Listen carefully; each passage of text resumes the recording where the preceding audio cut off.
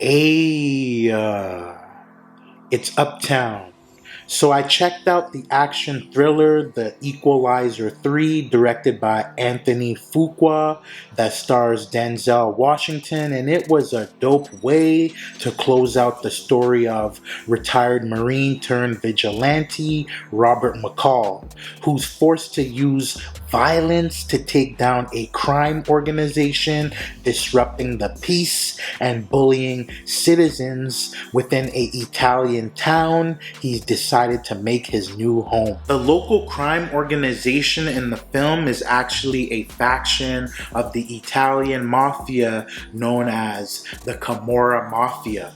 The Camorra are one of the oldest and largest crime organizations in Italy that have been active since the 17th century when they emerged during the French Revolution. The Camorra originate from the Italian region of Campania and are considered to be the most violent and murderous crime organization in the region by the Italian government. The Camorra have a long history of being involved in just about every crime known to man, including drug trafficking, racketeering, murder, extortion, and even political corruption, as they've been known to infiltrate their region's politics.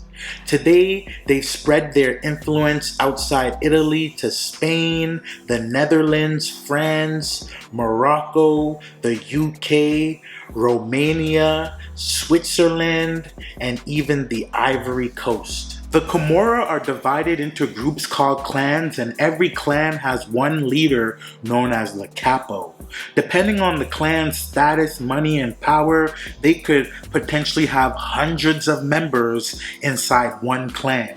And in The Equalizer 3, Robert steps to a clan controlling a small village city that's led by a ruthless man named Vincent Quaranta, who's willing to kill anyone that gets in his way. His younger brother Marco was his enforcer and second in command, and he was an unpredictable hothead, but with the help of his older bro, they controlled the small town with a small army of designer clothes rocking, tatted up thugs that cruise through the streets on motorcycles and in luxury vehicles. The Camorra Mafia's main objective was to use their violent and deadly influence to push the people of Altamonte out to make room for commercialization properties like hotels and casinos. Another one of their setups was a repackaging operation that packaged drugs inside wine bottles at a winery. But the winery was just a front for their real money-making operation. The drugs they were stashing inside the wine bottles is a real-life synthetic drug called amphetamine, aka Captagon. The drug is primarily manufactured in pill form in Syria, and right now their government is being accused of benefiting from its trade, which they completely deny. Captagon is used by terrorist groups like ISIS on the bloody battlefield, civilians that work labor-intensive jobs, and even at parties in the region. Captagon was first produced during the 1960s by Germany to treat attention deficit disorders, narcolepsy, and other conditions, but it was discontinued. Today, an illegal version of it is being produced known as the drug of jihad or poor man's cocaine.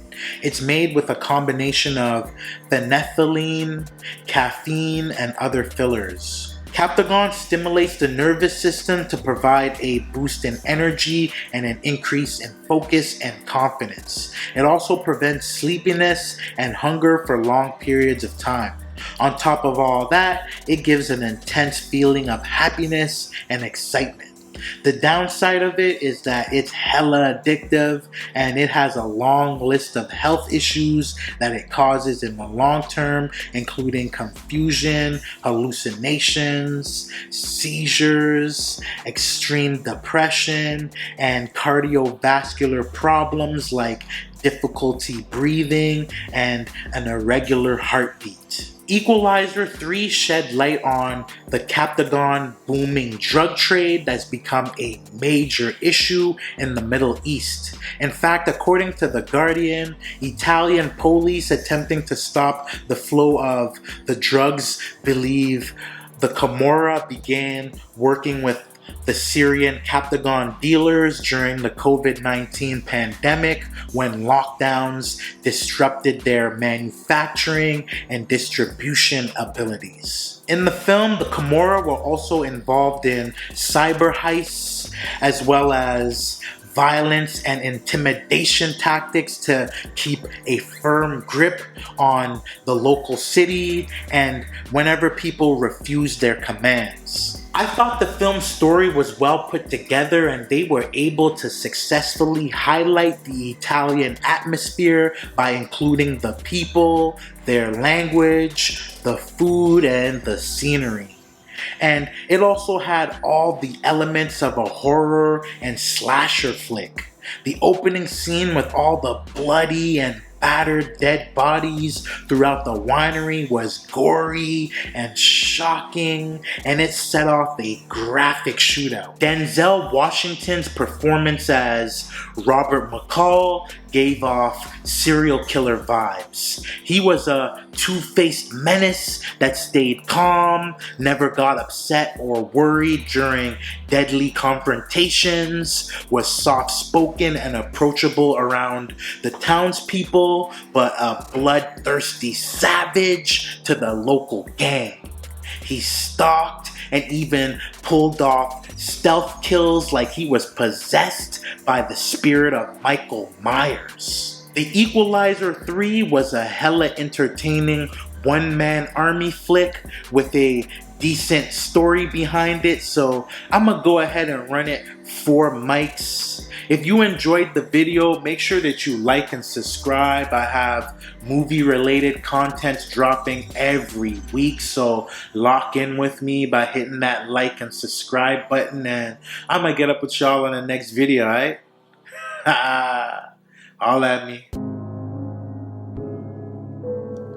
I came from uptown, way uptown. I came from uptown, way uptown. I came from uptown, way